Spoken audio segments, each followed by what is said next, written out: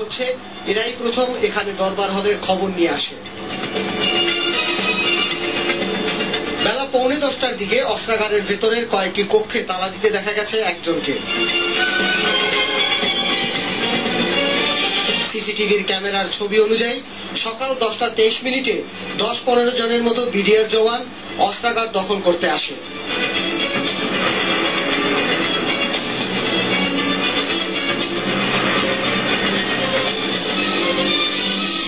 এ সময় সেখানকার অনেক বেসামরিক কর্মচারী হাত উঠিয়ে বেরিয়ে আসে।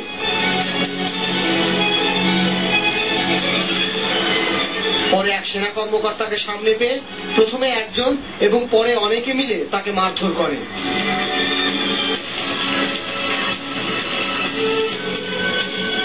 পরে সবাই মিলে তাকে বাইরে নিয়ে যায়।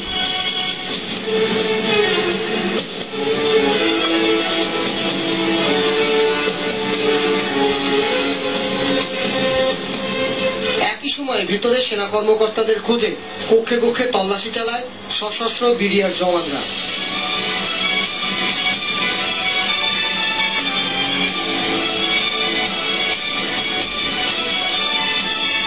অস্ত্রাগার দখল শেষে জওয়ানরা দলে দলে সেখানে এসে অস্ত্র লুট করতে থাকে।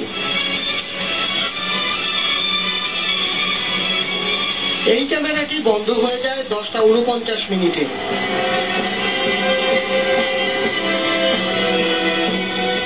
অস্ত্রাগারের অন্য অংশে বিডিআর জওয়ানরা ঊর্ধ্বতন কর্মকর্তাদের জিম্মি করে।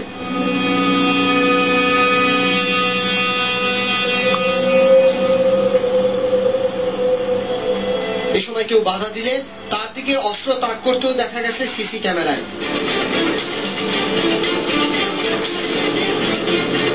সকাল 11:17 প্রথম গোলাবারুদের গুদামের দরজা ভাঙা হয়।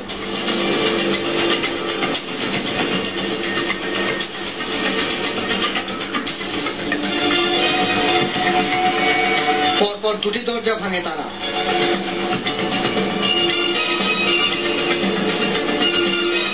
এরপর সেখান থেকে প্রথমে একটি পিকআপ ভ্যানে করে গোলাবারুদের বাক্স ওঠানো হয়।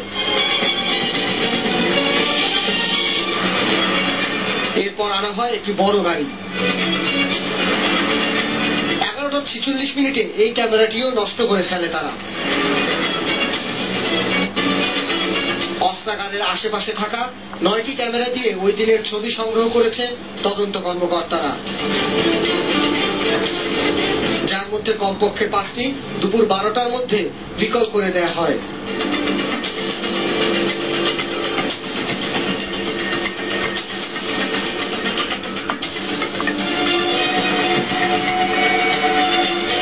Parvez Reza, one news, Dhaka.